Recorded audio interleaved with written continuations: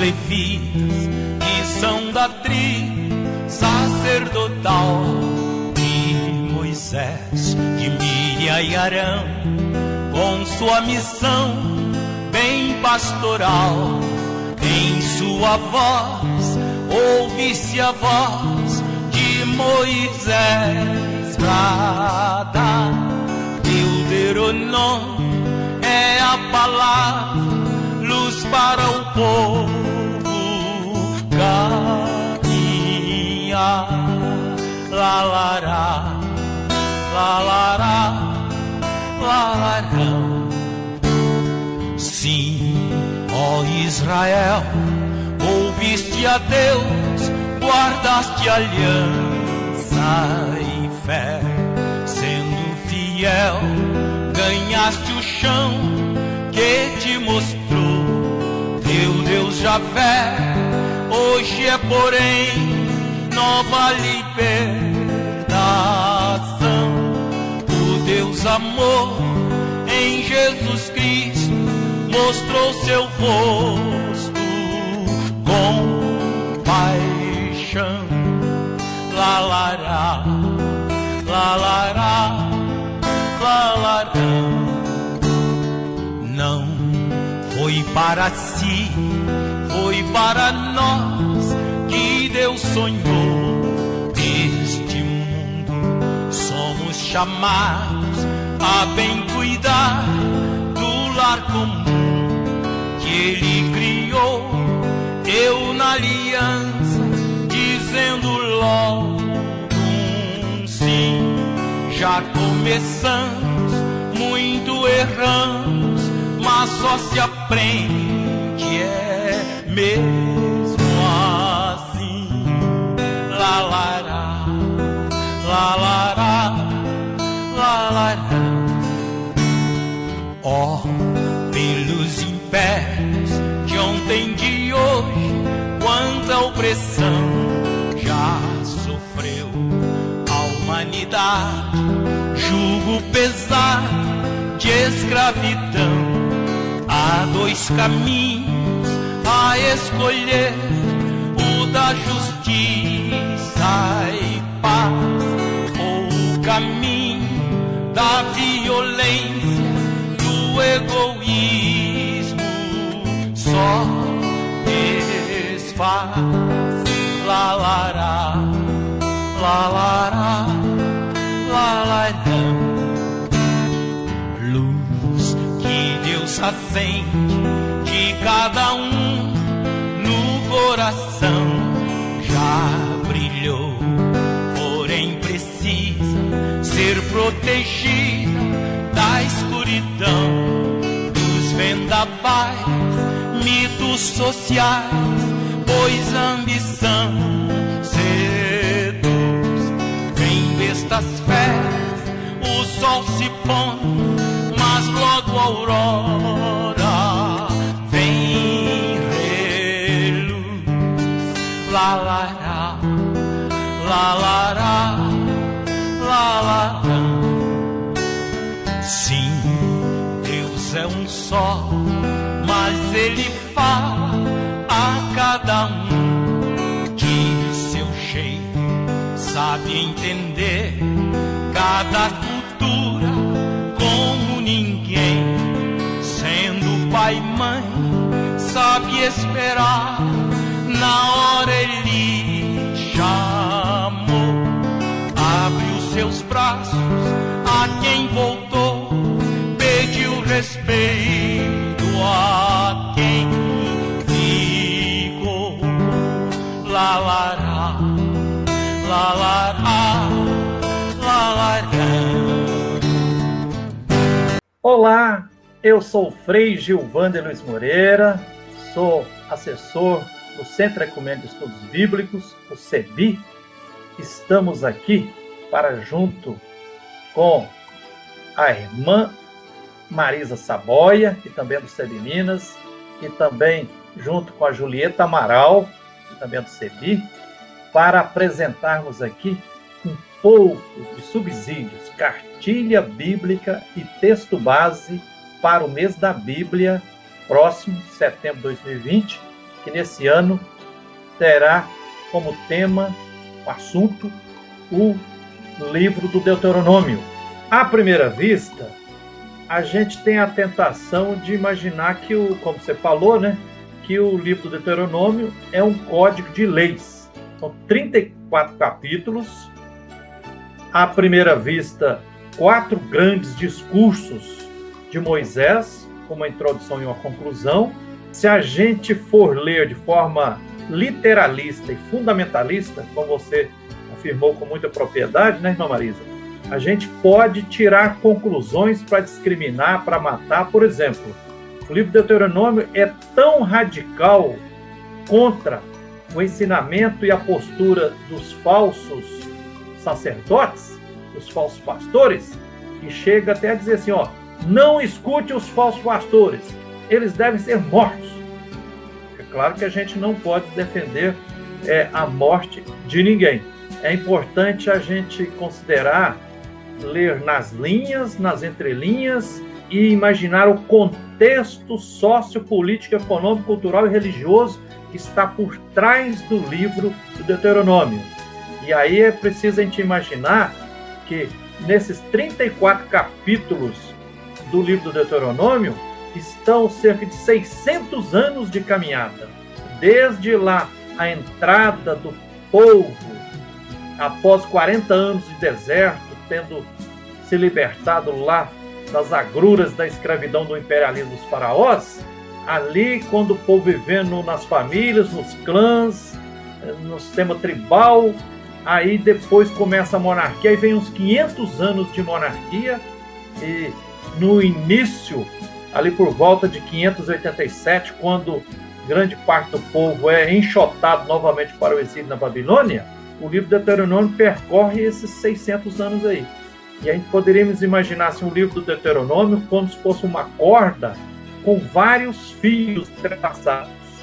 O primeiro fio mostra os fatos, essa herança dos ideais do êxodo que o povo vivenciou durante a caminhada no deserto e depois vivendo em família, clãs e tribos, vivendo um sistema de autonomia, de solidariedade e fraternidade entre si.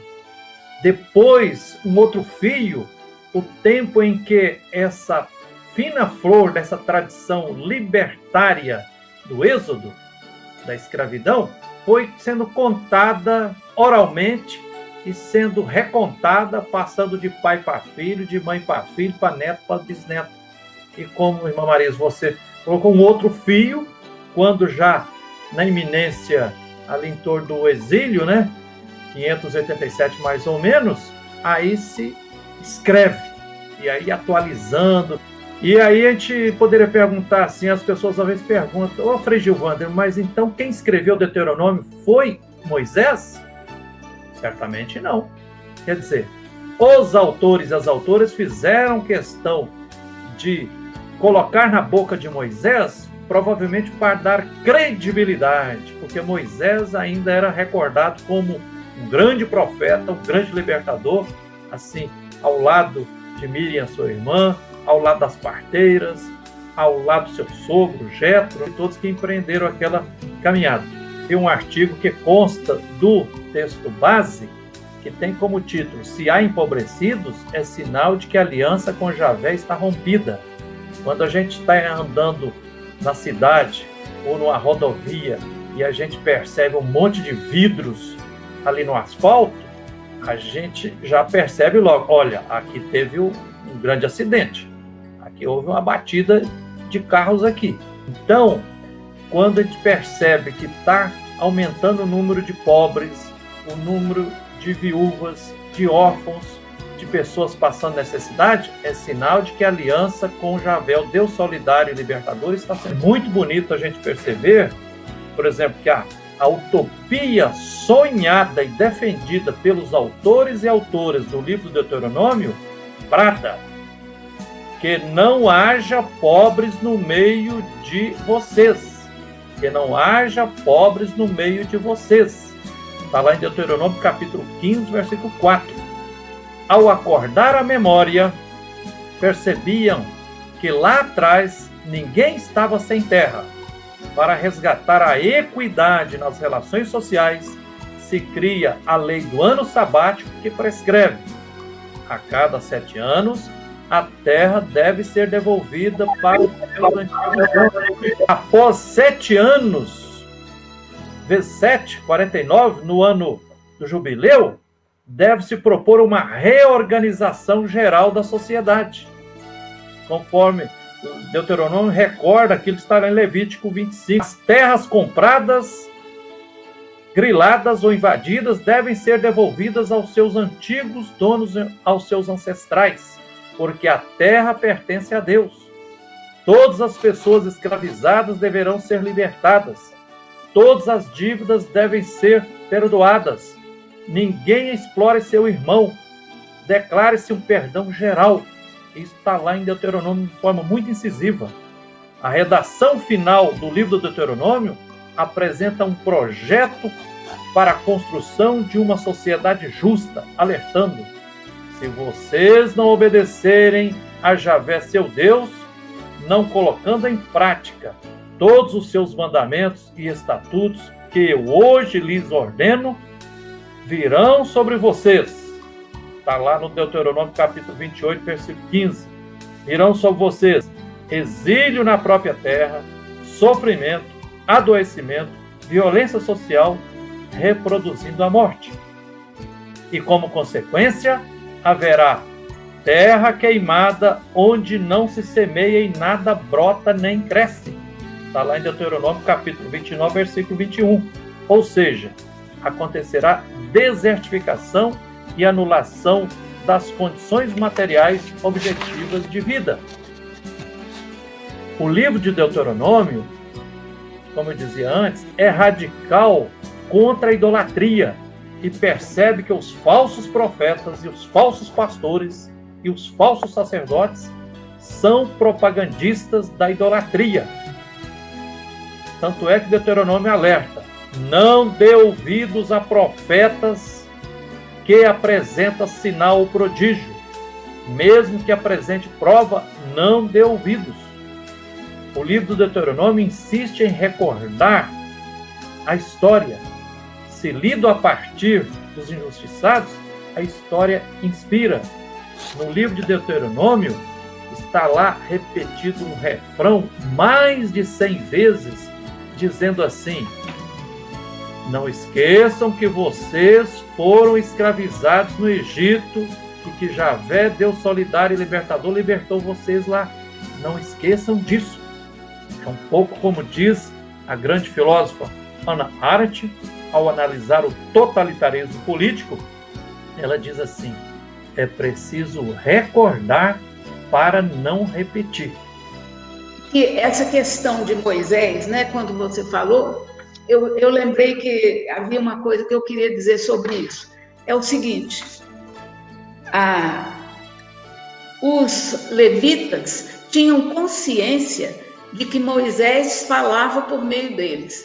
Eles eram da tribo de Moisés, né? E eles sabiam que tinham recebido esse encargo de ser catequistas e condutores, né? E formadores da mentalidade do povo de Israel, e eles cumpriram essa missão. Então, eles achavam que quando eles falavam, era a voz de Moisés no meio do povo.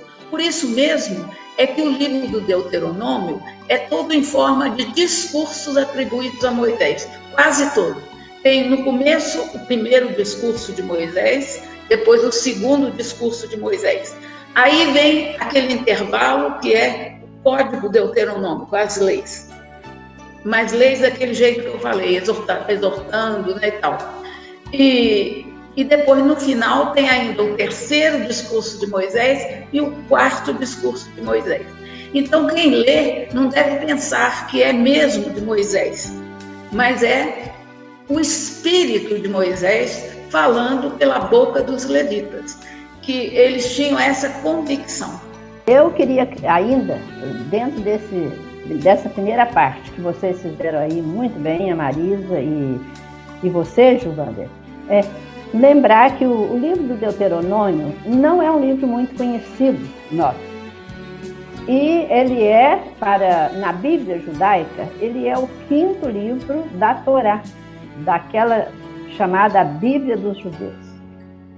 E a gente olha o Deuteronômio, assim como se fosse um livro corrido, do capítulo 1 ao 26, sem pensar nisso que a Marisa falou, em tantas etapas, em tantas reestruturações do livro, que você também falou. E aí eu me lembrei de uma imagem que o Rafael mesmo mostrou para nós, que é que o Deuteronômio pode ser comparado com uma colcha de retalho. E que o retalho central da colcha, a colcha de retalho é muito tradicional, especialmente para nós meninas, não é? E tem colchas de retalho de todo jeito, e que a colcha do Deuteronômio seria como um retalho central, que é aquele núcleo principal do Deuteronômio, de 12 a 26, e outros retalhos periféricos que fazem parte de toda essa evolução, de toda essa caminhada do povo, que passou pelos clãs, que tinha umas orientações muito bonitas, que depois outro retalho que foi deturpado pela monarquia, outro retalho bonito de contestação dos profetas para fazer com que a palavra fosse lida na sua origem dos clãs. Então, e que essa colcha de retalho foi costurada. E como a gente faz também, as mulheres que sabem como é que a gente faz uma colcha de retalho, no final dela pronta, a gente põe um forro. Por causa desse forro colocado na colcha de retalho, a gente tem dificuldade de ver as emendas, as diferenças dos retalhos. Então é por isso que não dá para a gente ler o Deuteronômio como uma leitura corrida, não é? Sem descobrir aí onde estão os verdadeiros interesses, onde estão as verdadeiras intenções, né? Seja do lado das orientações de Moisés sobre a libertação, a partilha, seja do lado dos interesses dos reis que depois manipularam este livro, seja do lado dos profetas, não é? Que mostraram a realidade contrária a essa dos reis. E depois, outros retalhos que são mais tardios, que já chegam perto do exílio da Babilônia, até a escrita do livro. Lá vem os levitas, que são da tribo sacerdotal, e Moisés, de Miriam e Arão, com sua missão bem pastoral. Em sua voz, ouve-se a voz de Moisés brada. Deuteronômio é a palavra, luz para o povo caminhar. Lá, lará, lá, lará, lá, lará. Sim, ó Israel, ouviste a Deus, guardaste aliança e fé, sendo fiel, ganhaste o chão que te mostrou teu Deus Javé.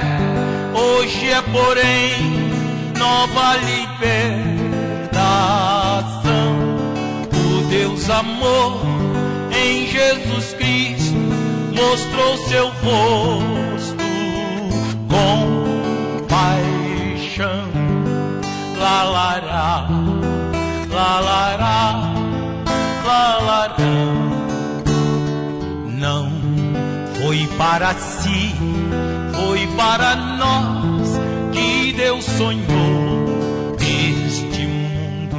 Somos chamados a bem cuidar do lar comum que Ele criou.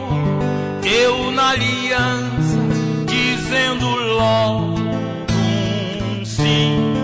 Já começamos, muito erramos, mas só se aprende é mesmo assim.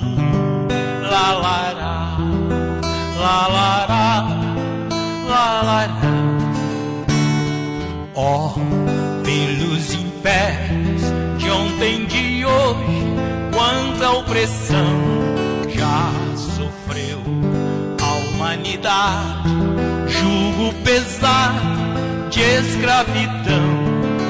Há dois caminhos a escolher, o da justiça e paz, ou o caminho da violência, do egoísmo, só desfaz. La la la, la la la, la la la. Luz que Deus acende de cada um no coração já brilhou, porém precisa ser protegida da escuridão dos vendavais, mitos sociais, pois a ambição seduz. Vem bestas feras, o sol se põe, mas logo a aurora vem reluz. La la la, la la la, la la la. Sim, Deus é um só, mas Ele fala a cada um de seu jeito, sabe entender cada cultura como ninguém. Sendo pai e mãe, sabe esperar, na hora Ele chamou. Abre os seus braços a quem voltou, pediu respeito a